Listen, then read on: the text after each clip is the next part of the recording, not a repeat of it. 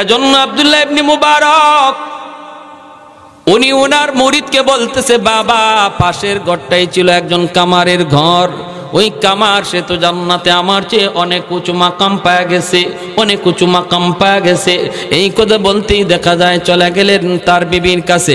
বিবিকে জিজ্ঞেস করলেন, বিবি কয়, আমার স্বামী যখন কামারের কাম করতেন, দোকানে যতক্ষণ তিনি কাম করতেন ততক্ষণ অন্তরে আল্লাহর ভয় থাকতো, আজান হলে পরে সে মসজিদে যাইত, দোকানের কাম তারা মসজিদ থেকে দূরে রাখতে পারতো না।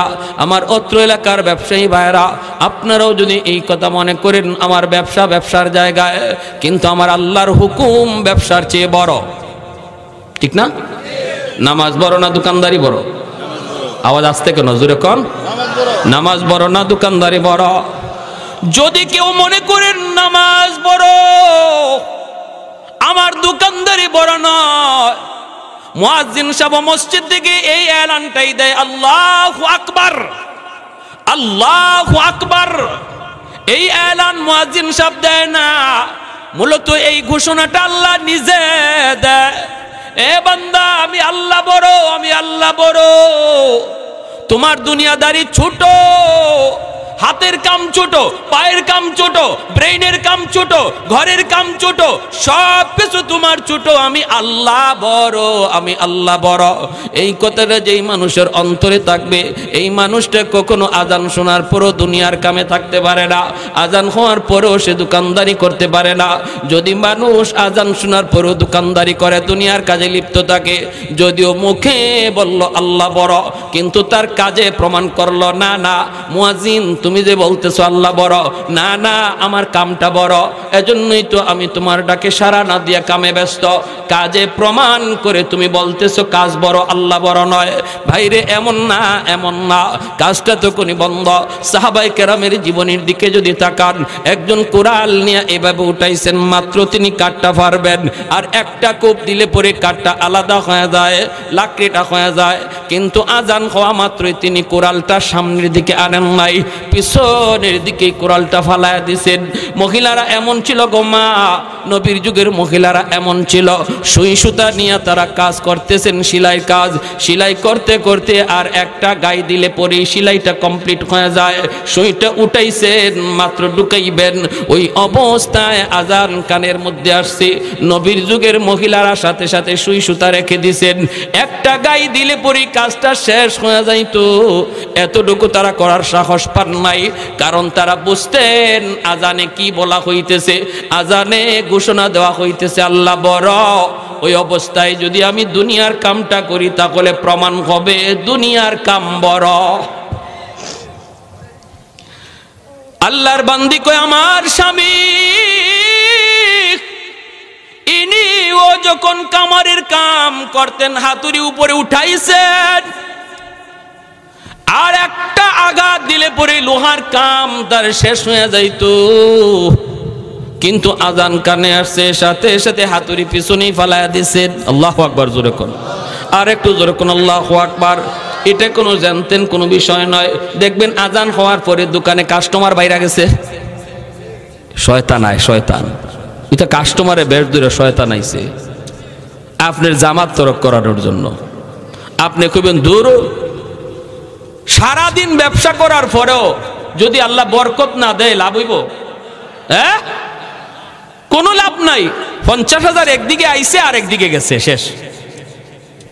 আরেকজনে বরকত হইছে, 10,000 টাকা কামাই করছে, 2,000 টাকা খরচ, 8,000 টাকাই জমায়ে রাখছে, তাইলে এটা বরকত, ঠিক না? 50,000 কামাই করার মধ্যে বরকত নাই যদি এভাবে আয় আর ওভাবে যায়। আর হাজরিন, এজন্য মনে রাখবেন বরকত মানুষের হাতে না, এটা আল্লাহর হাতে, এই সিদ্ধান্ত আল্লাহর। অতএব আমি যদি আল্লাহর হুকুম মানি, আমার ব্যবসা যদি কম হয়, আরেক দোকানে যে নামাজ পড়ছে না, হ্যাঁ আজকে বিক্রি হয়েছে বেশি, আমি নামাজ পড়ছি আমার বিক্রি কম হয়েছে, মন খারাপ করবেন না, আল্লাহ আপনার কম ইনকামের মধ্যে বরকত বাড়াইয়া দিবে, বরকত বাড়াইয়া দিবে। একটা অ্যাক্সিডেন্ট হওয়ার কথা ছিল, আল্লাহ ফিরাইয়া দিবে। একজন অসুস্থ হওয়ার কথা ছিল, আল্লাহ অসুস্থতা থেকে দূরে রাখবে। এর নাম হলো বরকত, ঠিক কিনা ভাই? এটা বেশি বুঝাইবার বিষয় না, এটা বুঝার বিষয়। বরকত কারে কয় এটা দেখানি যাইব না। ওই মহিলা বলতেছে আমার স্বামী এরম করত। আরেকটা আমল ছিল, ওই দৃশ্য আমার আজকে বলা। বলতেছে আমার স্বামীর আরেকটা বিশেষ আমল আমার মনে পড়ে। আমার স্বামী সারাদিন কাম কাজ কইরা বাড়িতে আসতেন, এশার নামাজ মসজিদে পড়ে তিনি ঘরে ঢুকতেন, ডুইকে তিনি বিছানায় পড়ে যেতেন। সারাদিন কামারের কাম, লোহার কাম, কষ্টের কাম, সারা শরীরে তার ব্যথা। ঘুমে পড়লে পরেই তার ঘুম আসত, প্রচন্ড ঘুমের মধ্যে তিনি পড়ে যেতেন। ফজরের আগে তাহাজ্জুদের টাইম, তাহাজ্জুদের সময় জানালা দিয়া তাকায় দেখতেন আব্দুল্লাহ ইবনে মুবারক তাহাজ্জুদের নামাজ পড়ে। পাশের ঘরটাই ছিল আব্দুল্লাহ ইবনে মুবারক, যিনি এত বড় বুজুর্গ, এত বড় আল্লাহর ওলি, তিনি তো তাহাজ্জুদের নামাজ পড়তেছেন। আমার স্বামী তিনি জানালা দিয়া দেখতেন আর চোখের পানি জড়ায় তিনি কাঁদতেন, বলতেন মালিক আমারও মন চায় শেষ রাতে তোমার কদমে আমি সেজদা দিই। আল্লাহ এই বিশেষ সময়ে তো তোমার বিশেষ দরবার খোলা থাকে, এই সময়টাতে তোমার কাছে চাইলে তো তুমি দোয়া কবুল করো। আল্লাহ তাহাজ্জুদের নামাজ আমার পড়তেও মন চায় গো মালিক, কিন্তু আমি তো ক্লান্ত, আমি তো পরিশ্রান্ত, সারাদিন কষ্টের কাম কাজ করার কারণে আমার শরীরের গিরায় গিরায় ব্যথা করে আল্লাহ, আমি উঠতে পারি না, কিন্তু আমার মন চায় তার মতো আমিও তাহাজ্জুদ পড়ি। এই বইলা আমার স্বামী চোখের পানি জড়ায় কাঁদতেন, কিন্তু তাহাজ্জুদ পড়তেন না, পড়তে পারতেন না, গায়ে তার শক্তি থাকতো না, দুর্বল। আল্লাহ পাক রব্বুল আলামিন তার মনের যে এই আরজু, তার মনের যে এই কান্না, হৃদয়ের কান্নাকে আল্লাহ এমন পছন্দ করা করছে। আব্দুল্লাহ ইবনে মুবারক তাহাজ্জুদ পইরা আল্লাহ পাকের দরবারে যেই মাকাম পাইছে, তার হৃদয়ের কান্না আল্লাহ কবুল করে তার মর্যাদা আরো বাড়ায়া দিছে। আল্লাহু আকবার। এজন্য বলতেছি বাবা, যাত্রায় গমনের একটু দিলের কন দিয়া কথাগুলি শোনো ভাইরে। মনের ভিতরে আক্ষেপ করেন, আক্ষেপ রাখেন, অনুতাপ অন্তরের ভিতরে রাখেন। আর একটা মানুষ নামাজ পড়তেছে তারে দেখে আফসোস করবেন, আফসোস করবেন, হায় রে তার নামাজটা কত সুন্দর, আমি যদি এত সুন্দর করে নামাজ পড়তে পারতাম, হায় আমার এই দুস্থরা 5 ওয়াক্ত নামাজ জামাতে পড়ে, আমি যদি প্রতি ওয়াক্তই রম যাইতে পারতাম, আমি তো এই ঝামেলায় ওই ঝামেলায়। মনে প্রাণে যদি এই আকাঙ্ক্ষাটা থাকে, আল্লাহ আপনারে একদিন পাক্কা জামাতের নামাজের পড়ার নামাজি বানায় দিবে। আর এই বানানোর আগেও যদি আল্লাহ আপনাকে লয়া জায়গা মরণ হয়ে যায়, অন্তরের কান্নার কারণে আল্লাহ আপনারে এই সওয়াব দিয়া হাসরের মাঠে উঠাবে। তাহলে দিলের ভিতরে কান্না করার দরকার আছেনি না নাই? আর একটু ধরে আছেনি না নাই?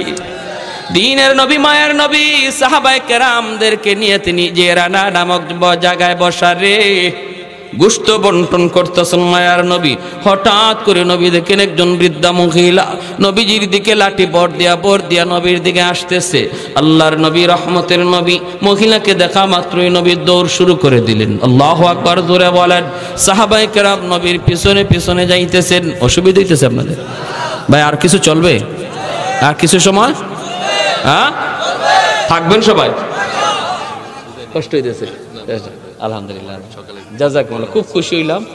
আলহামদুলিল্লাহ, এত সময় বসা ছিলেন। আলহামদুলিল্লাহ, ফি আমানিল্লাহ, ফি আমান। ব্যস্ত মানুষের পর যে সময় দিয়েছেন, শুকরিয়া। আমরা দোয়া করি আল্লাহ পাক দেশ দশ ও ইসলামের খাদেম বানান। সবাই বলি আমিন। আমার ভাইরা, যে রানা নামক জায়গায় নবীজি বসা, ওই অবস্থায় একজন মহিলা, বৃদ্ধা মহিলা, লাঠিতে বর দিয়া কোমর বাঁকা হয়ে গেছে, নবীজির দিকে আসতেছে। আল্লাহর নবী, রহমতের নবী, মহিলাকে দেখা মাত্রই নবীজি তিনি দৌড় শুরু করে দিলেন, দৌড়। অথচ মায়ার নবী, কারো সম্মানে নবী উঠতে হয় না, কারো সম্মানে নবী দৌড়াইতে হয় না, কারণ এই দুনিয়ায় নবীর চেয়ে সম্মানী কেউ, জোরে কোন আমার নবীর চেয়ে সম্মানী কেউ আছে? এজন্য মায়ার নবী, কারো সম্মানে নবী দৌড়াইতে হয় না, আগাইতে হয় না, দাঁড়াইতে হয় না।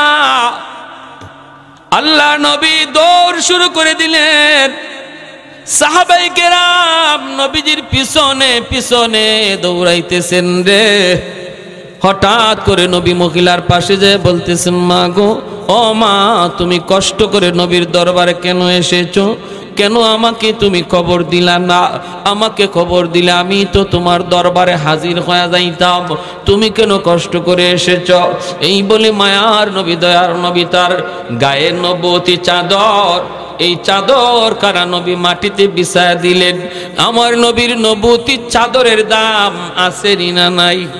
তামাম দুনিয়ার সমস্ত সম্পদ যদি এক পাল্লায় রেখে দেওয়া হয়, আমার নবীর গায়ের চাদর যদি এক পাল্লায় রাখা হয়, চাদরের ওজন কম হবে না বেশি? আরো জোরে, কম হবে না বেশি?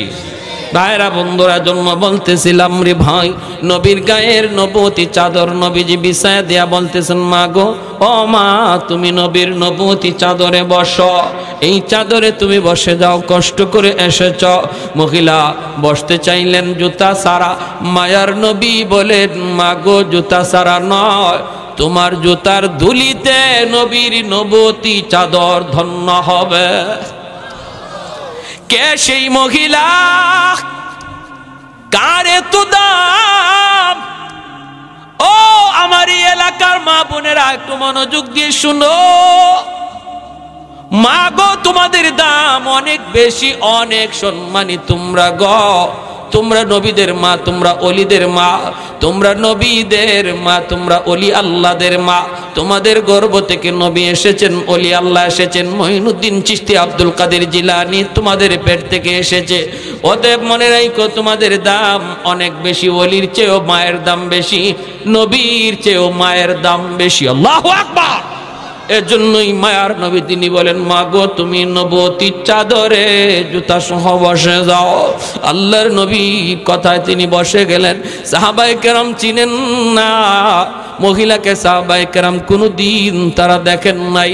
আল্লাহর নবীকে সাহাবীরা প্রশ্ন করেন, মায়ার নবী গো, এই মহিলাকে কি তার পরিচয়? নবীজি তখন বলেন, সাহাবীরা রে, তোমরা তো নবীর মাকে দেখো নাই, আমি নবীর মা তো শিশুকালেই বিদায় নিছেন, জন্মের আগেই নবীর বাবা দুনিয়া থেকে বিদায় নিছেন। তোমরা তো জানো তোমাদের নবীর একজন দুধ মা আছে রে, এই দুধ মার নাম তোমরা জানোনি? সাহাবীরা কয়, নবী গো, আপনার দুধ মার নাম হালিমা সাদিয়া। আল্লাহর নবী চোখের পানি মুছেন আর বলেন, সাহাবীরা রে, শুধু নবীর দুধ মার নাম শুনেছ, কোনদিন তোমরা দেখো নাই। আজকে ভালো করে দেখে নাও,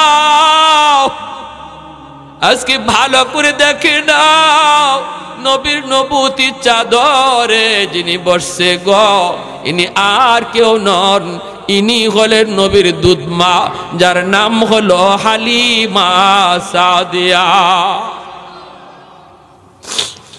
আল্লাহ নবী বুঝাইলেন, উম্মতের দল, একজন দুধ মার সেবা, দুধ মার ইজ্জত সম্মান যদি আমি নবী এইভাবে করলাম, তোমরা তোমাদের আপন মারে কেমন সেবা করবা? আমি নবী যদি আমার মাকে পাইতাম কেমন সেবা করতাম? এজন্যই মায়ার নবী, রহমতের নবী বলে, উম্মতের দল, মনে রাখো, রাদার রব্বি ফি রাদাল ওয়ালিদাইন ওয়া সাখাতুর রব্বি ফি সাখাতিল ওয়ালিদাইন। যেই সন্তানের উপরে তার বাপ মা রাজি থাকে, আল্লাহ তার উপর রাজি থাকে। যেই সন্তানের উপরে বাপ মা নারাজ থাকে, আল্লাহ তার উপর নারাজ হয়ে যায়। অতএব বাপ মারে খুশি করলে আল্লাহরে খুশি করা যায়। বাপ মা যদি নারাজ হয় রে যুবক, আল্লাহ তোমার উপরে নারাজ। যেই সন্তানের উপরে বাপ মা রাজি, এক নাম্বার দুনিয়ার ফায়দা হলো আল্লাহ তার হায়াতের ভিতরে বরকত বাড়ায় দেয়। অ্যাক্সিডেন্ট কথা ছিল তার হওয়ার, কপালে ছিল অ্যাক্সিডেন্ট, আল্লাহ মার দোয়া বাবার দোয়া থাকলে অ্যাক্সিডেন্ট থেকে আল্লাহ বাঁচায়। টাটা মাথার মধ্যে পড়ার কথা ছিল, বাপ মার দোয়া থাকলে আল্লাহ কাইটা দেয়। যে কোনো বিপদ হায়াতের ভিতরে আল্লাহ তোমার বরকত বাড়ায় দেয়। বাপ মার দোয়া যদি তাকে আল্লাহ বিপদ দূর করে দেয়, হায়াতে বরকত আল্লাহ বাড়ায় দেয়। দুই নম্বর হলো, যদি তোমার বাপ মা তোমার উপর খুশি থাকে রে গোলাম, আল্লাহ তোমার রিজিকের ভিতরে বরকত বাড়ায় দিবে। বাপ মার দোয়া যদি তোমার থাকে, ছোট্ট দোকানদারি করলো বরকত বেশি হবে, ছোট্ট চাকুরি করলো আল্লাহ বরকত বাড়ায় দিবে, রিজিকের ভিতরে আল্লাহ বরকত বাড়ায় দিবে। তিন নম্বর ফায়দা হলো, তাফসীরের কিতাবের মধ্যে লিখেন, তোমার সন্তানকে আল্লাহ আল্লাহ মানুষের মতো মানুষ বানাবে, তোমার সন্তানকে মানুষের মতো মানুষ বানাবে। যেই সন্তানগুলি লেখাপড়া করে, পড়া যদি লেখাপড়া করা অবস্থায় বাপ মারে মাইনা চলে, বাপ মার কথা মতো চলে, বাপ মারে কষ্ট না দেয়, আল্লাহ তার লেখাপড়ার ভিতরে বরকত বাড়ায় দেয়। ভাইরা বন্ধুরা, এজন্যই তো বাইজিদ বুস্তামি রহমাতুল্লাহ আলাইহি পরীক্ষা দিবেন আগামীকাল। সারা রাত তিনি পড়ালেখা করতেছেন। ভাইরা, গভীর রাতে মা ডাক দিয়া কয়, 10 বছরের বালক বাইজিদ, মা ডাক দিয়া বলতেছে, বাবা বাইজিদ, মার পানির তৃষ্ণা লাগছে, একটু পানি দাও। বাইজিদ কলসের মধ্যে দেখেন পানি নাই। পানি আনার জন্য তিনি ঘরের বাহিরে গেলেন। 1 গ্লাস পানি নিয়ে দৌড়ায় তিনি ঘরে আসলেন। আইসা দেখেন মা ঘুমা গেছে। এইবার ছোট্ট বাইজিদ মনে মনে ভাবতেছেন, আমি যদি এখন মাকে ডাক দিই, মার ঘুম ভাঙলে কষ্ট হবে। মাথার পাশে গ্লাস নিয়ে তিনি দাঁড়ায় রইছেন। ভাইরা বন্ধুরা, শেষ সাথে মায়ের ঘুম ভাঙছে। মা দেখে বাইজিদ মাথার পাশে দাঁড়ানো, সাথে সাথে বুকে জড়ায় নিয়ে দোয়া করে, আল্লাহ, আমার বাইজিদ আমাকে ডাক দিতে পারতো, ডাক দেয় নাই, আমার কষ্ট হবে। আমি মার এতটা সুখের চিন্তা যেই সন্তানে করলো, আমি মায়ের বদলা কি দিব? দেওয়ার কিছু নাই, আমার কাছে কিছু নাই গো। কিন্তু আল্লাহ, তোমার কাছে অনেক কিছু আছে। আমি মার কাছে আছে শুধু 2টা হাত। আল্লাহ, আমি 2টা হাত তোমার দরবারে বাড়ায় দিলাম। আমার বাইজিদকে তুমি ওলি বানাইলে আমি খুশি না, জগতের সকল ওলিদের সরদার বানায় দাও। মা দোয়া করতে দেরি হয়েছে, কবুল হতে দেরি হয় না। এজন্য যুবক, লেখাপড়ার ফলাফল তুমি ভালো চাও, মা বাবারে খুশি রাখো, বাপ মার কথা মতো চলো। নবী বলেন, যদি বাপ মা খুশি থাকে আল্লাহ তোমার উপর খুশি আছে। বাপ মা যদি নারাজ থাকে আল্লাহ নারাজ হয়ে যায়। আর যদি বাপ মার নামে সন্তান বেশি বেশি দান সৎকার করে, তাহলে এই দান সৎকার খবর আল্লাহ কবরের সাথে সাথে পৌঁছায় দেয়। একজন আদর্শ সন্তান বাপ মার নামে মসজিদ, মাদ্রাসা, দ্বীনি প্রতিষ্ঠানে দান করবে। দান করলে পরে বাপ মার কবরের আযাব আল্লাহ দূর করে দেয়। জুনাইদ বাগদাদি একটা ঘটনা কয়ে শেষ দিচ্ছি। স্বপ্নে দেখেন একজন মানুষ জাহান্নামী চেহারা। কে গো তুমি? হুজুর, আমি আপনার মহল্লারই একজন মানুষ। আজ থেকে বেশ কিছুদিন আগে আমার মরণ হয়েছে। আমি কবরের মধ্যে আযাবে আছি, জাহান্নামের আযাবে। সন্তান বলতে আমার কেউ নাই দুনিয়াতে, একটা মেয়ে রেখে আসছি। কিন্তু মেয়েটারে আমি দিন শিখাই নাই। দেখেন, বাপ মা সন্তানকে শিশুকালে যদি দিন না শিখান, পরিণতিটা কি হয়? সন্তানকে শিশুকালেই মাদ্রাসায় পড়ান, মাদ্রাসায় 5 বছর মাদ্রাসায় পড়ান, তারপরে তারে ডাক্তার বানাইয়েন, ইঞ্জিনিয়ার বানাইয়েন, প্রফেসর বানাইয়েন। 5 বছর মাদ্রাসায় পড়াইলে সন্তানটা মুসলমানই শিখবে, বাপ মার কদর শিখবে, আলেমুল আমার কদর শিখবে, কোরআনের মহব্বত অন্তরে জাগা দিবে। ঠিক না? 5 বছর ডাক্তার হওয়া আমার সন্তানের বড় পরিচয় না, সবচেয়ে বড় পরিচয় হলো সে মুসলমানের সন্তান। এজন্য সবার আগে তারে মুসলমানই শিখাইতে হবে। ওই লোক বলতেছে, হুজুর, আমার মেয়েটারে আমি মুসলমানই শিখাই নাই, যার কারণে আমার মেয়েটা খারাপ লাইনে চলে গেছে। খালি গুনার কাজ করে, গুনার কাজ করে, পরকালে কোনো ফিকির নাই। আল্লাহ আমাকে জানায়া দিছে, আল্লাহ আমাকে জানাইছে, বান্দারে আজ কবরের মধ্যে তুই আযাবে আসো, আযাবে আসো। তোর সন্তান যদি তোর জন্য দোয়া করে অথবা দান সৎকার করে, তোর কথা ইয়াদ করে, তাহলে আমি আল্লাহ এই উসিলায় তোরে মাফ করে দেব। সন্তান যদি বাপ মার কবরের পাশে যায়, একবার সূরা ফাতিহা 3 বার ইখলাস পড়ে, আল্লাহ পাক সাথে সাথে বাবার কবরে আযাব আল্লাহ মাফ করে দেয়। মার কবরের পাশে যদি সন্তান একবার ফাতিহা 3 বার ইখলাস পড়ে, আল্লাহ মার কবরের আযাব আল্লাহ মাফ করে দেয়। আপনার সন্তান আপনার কবরের পাশে যায় কোরআন তেলাওয়াত করবে, নাকি কবরের পাশ দিয়া গান গায়া গায়া চলে যাবে, এই সিদ্ধান্ত নিতে হবে বাপ মার। শিশুকালে যদি মাদ্রাসায় পড়ান, তাহলে কবরের পাশ দিয়া গেলেও কোরআন তেলাওয়াত করবে। ঠিক না? হুজুর, আমি আপনার কাছে এসেছি একটু সাহায্যের জন্য। আপনি যদি আমার মেয়েটাকে খবর দিতেন, আল্লাহ আমাকে জানাইছে মেয়েটা যদি আমার কথা ইয়াদ করে আল্লাহ কবরের আযাব আল্লাহ মাফ করবে। জুনাইদ বাগদাদি ঘুম থেকে ওইটা ওই মেয়েটার সন্ধানে তিনি বের হয়ে গেলেন। এলাকার মানুষকে জিজ্ঞেস করেন, বাবারা মেয়েটারে তোমরা চিনোনি? মানুষেরা কয়, হুজুর চিনি তো, কিন্তু এই মেয়ে তো খারাপ, মেয়ে তো ভালো না।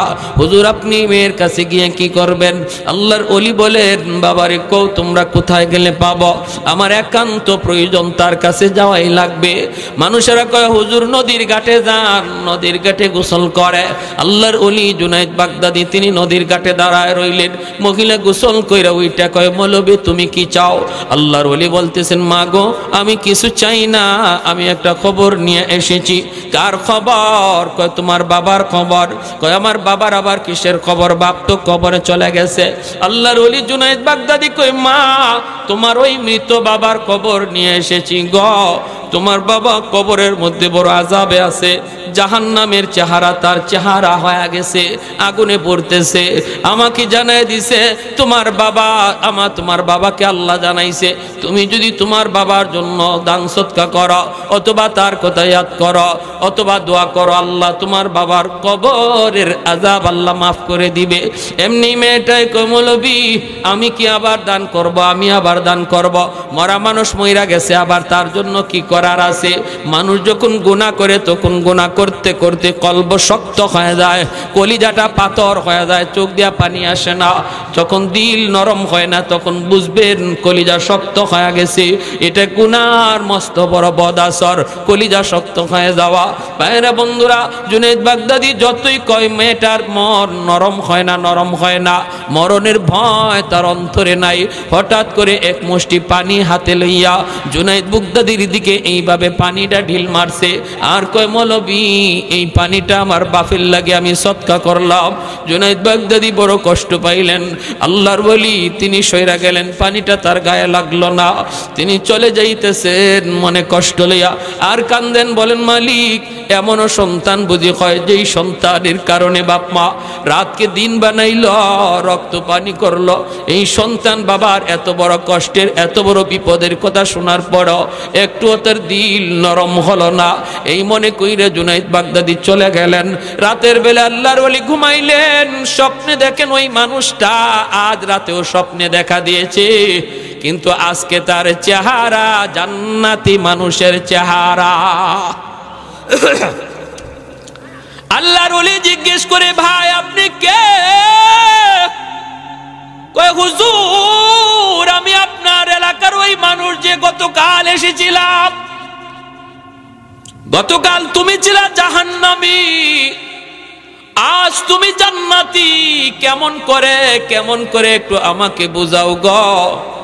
এমনি লোকটা কয়, হুজুর আমি আপনার উপকার স্বীকার করার জন্য এসেছি, আমি আপনার শুকরিয়া আদায় করার জন্য এসেছি। হুজুর আপনি আমার মেয়েটারে যখনই আমার খবর দিছেন তখন মেয়েটা আপনার দিকে ঢিল মারছে, পানি লইয়া পানি উড়ায় মারছে, ছিটায় মারছে আপনার দিকে, তাই না? বলে হ্যাঁ, কিন্তু আমার মেয়েটার এই পানি আপনার গায়ে লাগে নাই, পড়ছে মাটিতে। যেই জায়গার মধ্যে পানিটা পড়ছে ওই জায়গায় অনেক দিন যাবত একটা পোকা পানির তৃষ্ণায় ছটফট করতেছিল।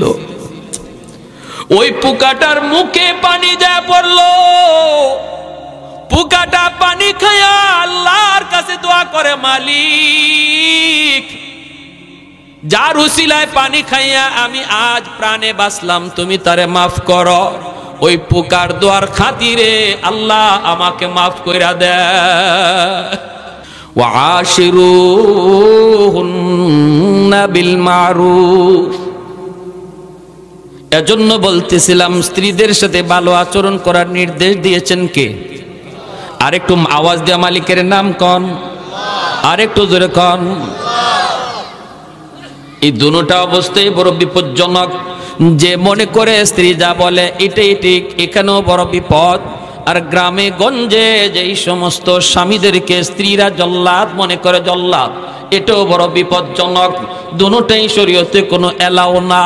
শরীয়ত বলে না, স্ত্রীকে তুমি আদর করো, মায়া করো, মহব্বত করো, পরামর্শ নেও, কিন্তু সিদ্ধান্ত নিবা তুমি, কারণ ঘরের কর্তা হলো পুরুষ, মহিলা না। ঠিক না? শহরে থানভী রহমতুল্লাহি আলাইহি একটা ঘটনা লিখছেন, বড় সুন্দর, একটু মজাক করি তারপর বয়ান করব। রাজি আছি সবাই ইনশাআল্লাহ?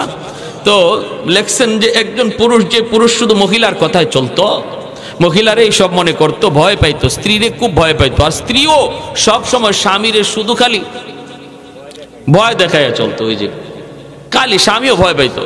তো উনি বাজারে গেলে, বাজারে কোনো জিনিস কিনলে, স্বামী কোনো জিনিস কিনলে ঘরে আসলেই মনে মনে ভাবতো যে একরির দাম বলমু না মিথ্যা কথা কইমু, কারণ আমার যে বউ মাশাআল্লাহ, এই চিন্তা করতো। মাছ লইয়া আছে 800 টাকা দিয়া, এখন বিবি মাছ দিককেই বলতেছে ভালো মাছ তো আনছো, ভালো কথা, কিন্তু দাম কত? এখন সে ভাবতেছে আল্লাহ যদি কই 800, তো ঘরে আগুন লাগবো, ঘরে কি লাগবো? মাছের দাম 500। হাসা কইছে না মিশা কইছে? ঘরে আগুন নিবাইবার লাগে, ঝগড়া যাতে না লাগে, তুফান যাতে না বয়। মাছের দাম কত? 500। বউয়ে কয় বাহ, 500 টাকা দিয়ে এত সস্তা মাছ নিয়ে আসছো, তুমি যদি বাজার করা শিখিলেইছো দেখা যায়। ওই এতদিন বলে জামাই বাজারই শিখছে না, আজকে বাজার শিখছে। ঠিক আছে, আমি জুম্মার নামাজে যাই, তুমি মাছটা বানাও। উনি জুম্মার নামাজে গেছে, জুম্মার নামাজ পড়ে আসছে ঘরে, আয়া দেখে অর্ধেক মাছ নাই। ঘটনা কি? মাছ কই আমাদের এত মাছ লাগে? পাশের ঘরে ভাবি আসছে, আয়সা বলতেছে কি গো ভাবি, তোমাদের মাছের দিকে কোনো অভাব নাই, আর আজকে তোমার ভাই আজকে কোনো মাছ কাছ কিছুই আনে নাই, আমাদের ঘরে কিছুই নাই, ভাবি অর্ধেকটা মাছ আমারে দিয়ে দাও না। তখন কয় আমি চিন্তা করলাম যে আমাদের এত মাছ তো লাগে না, অর্ধেকটা দিয়া দিই। বলে দাম কত? আমি কইছি দাম 500, 250 দিয়ে অর্ধেক লইয়া যাও। মাছের দাম কি 500? জোরে কম। এখন বেচারা মাথা হাতায় কয় হায় রে আমার কপাল। কয় কি হইছে?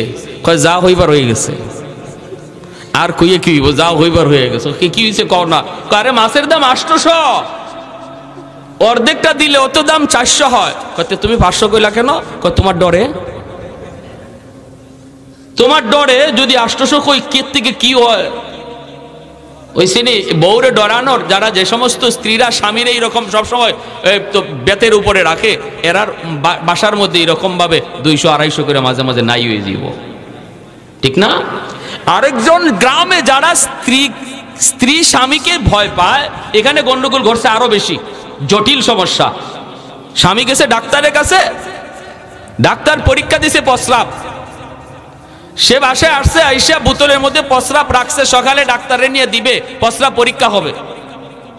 এখন স্ত্রী ঢুকছে এর ভিতরে বাথরুমে, স্ত্রীর পা লাই গিয়া ওই স্বামীর বোতলে ভরা প্রস্রাব পড়ে গেছে। এখন তো স্ত্রী স্বামীরে তো জল্লাদের মতো ভয় পায়।